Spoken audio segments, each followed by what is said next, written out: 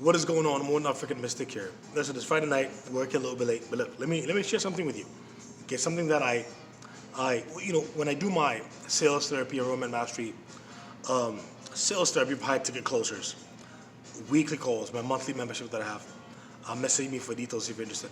When I do those weekly calls with these phenomenal coaches, consultants, entrepreneurs, some corporate trainings in there, something comes up that I feel it's my duty to share. Something that is potentially costing you a lot of money and you don't realize it.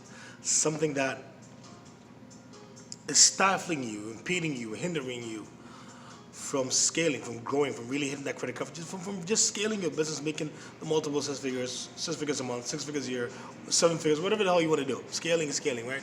Everybody feels it and wants it differently. Now, here's the thing. I need you to understand this. Okay, and I share this with my group, and I have a video in my archive somewhere. If you want to scroll deep in my feed, you'll see it. If you're a coach or consultant, especially, and most even especially if you are like a spiritual coach, fitness coach, health coach, mindset coach, anything to do with human development, human potential, human improvement, the human plight, you've got to truly understand that every prospect you talk to is making a powerful, life-changing, petrifying,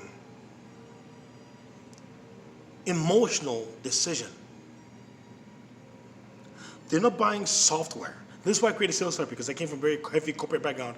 When I started being a coach and consultant, I realized I had to sell differently because the people I was talking to came from a totally different mindset, different wavelength, different vibration, different frequency of where they make the purchasing decision from. So having said that, understand this. This is one of the reasons why I include the teachings of the divine masculine and feminine energy, the juxtaposition and the polarity between the two on sales calls. This is why I include that training, because you've got to understand, you cannot be all masculine on your calls when your client is being emotional, telling you how their weight makes them feel, or how their depression makes them feel, or how their anxiety makes them feel. You've got to be able to dance between the feminine and the masculine. The feminine to be intuitive, nurturing, caring, loving, compassionate, and empathic towards what they're telling you.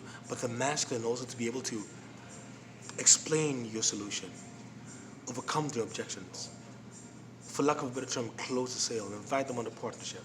You've got to know how to dance between these two polarities, these two energies, these two frequencies, to be able to really be successful at your enrollment conversations, because your clients are going back and forth. So you've got to choreograph that dance properly and make sure that you're able to match it.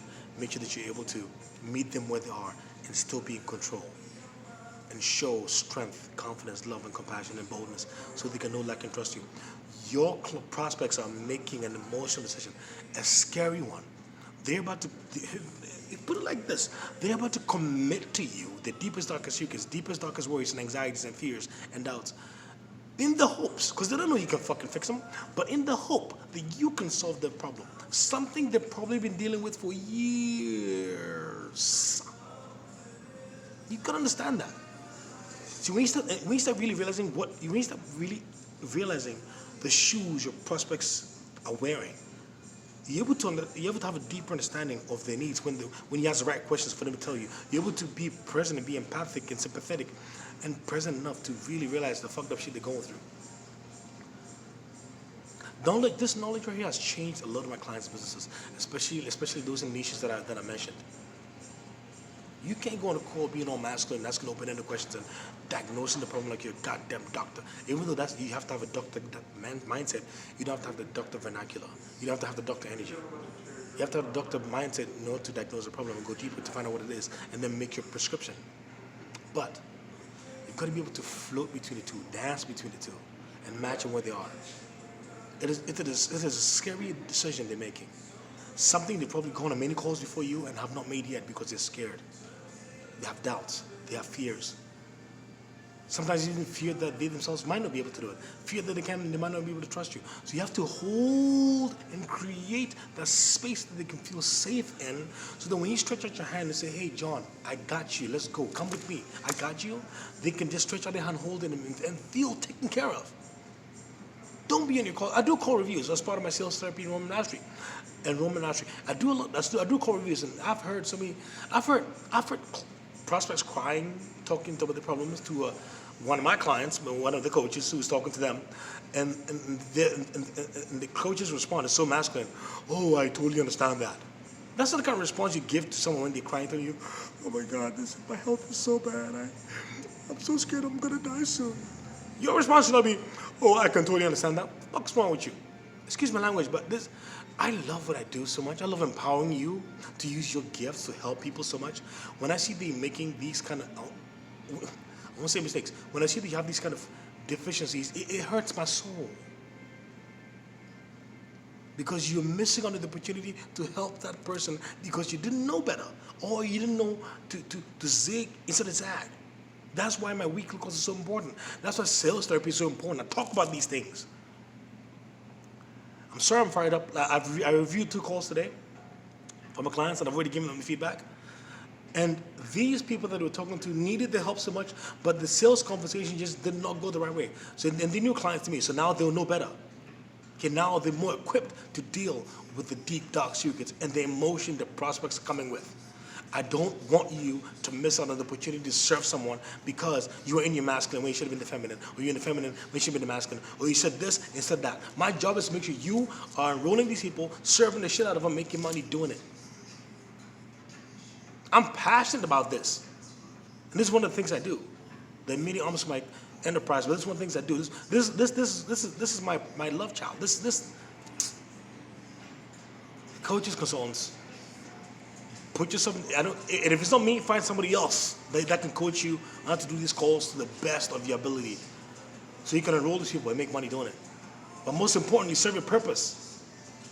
It's a pity not to serve a purpose because you fucked up the sales call. Listen, when your prospects get on the phone with you, they're halfway there. You know how many other webinars they saw? How many coaches they know? How many posts they've seen? How many videos they've watched before they decided to take time out of the precious life to get on the phone with you? So you better come correct. Come correct. So that you can help these people. Enable and empower them to get the solution they need for the amazing gifts that you've been given. It is your job. It is your job. It is your purpose. My life is committed to helping you help them. So I don't mess around with this purpose. And I do it so well. So work with me or work with somebody else that's gonna get you there. But I don't like there's so many coaches out there watching the sales calls, and then the prospects are getting on the phone, still going back to the shitty lives when you could have just had a better conversation and helped them out. And solve their problem, save their lives, save their marriage, save their fitness, save their business.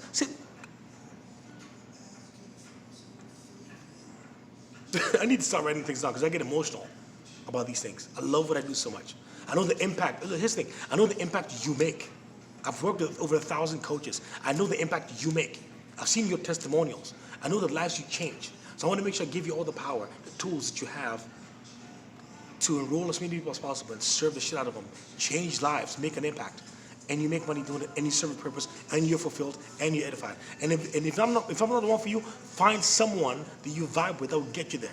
This is not even about me or sales therapy, or the business of spiritual coaching and life coaching and everything else that I do. This is about you putting yourself in the best position to win. It broke my heart. It broke my heart. It broke my heart to see 2 brilliant people watch these sales calls. And it's okay. They got me now. They got me now. I'll make sure it never happens again. Or it's minimized. Look, I'm sorry. I speak from a place of passion from what I do. I love what I do so much. Listen, I live this. I live for this. Want to know more? Message me. Sales therapy for high-ticket closures, coaches, consultants, entrepreneurs, small businesses. I do corporate trainings, all that stuff. Put yourself in a position to win. It's not that hard, and it's very affordable too. And again, if it's not me, find somebody else. I'm not for everybody. I know that. I cuss. Okay, I don't give a fuck. I cuss. I'm not gonna change it. I tried changing it before. It didn't feel like me. Why am I even talking about this? I'm an open book, right? I love you. I care for you. I'm passionate about your purpose. I'm passionate about helping you fulfill it.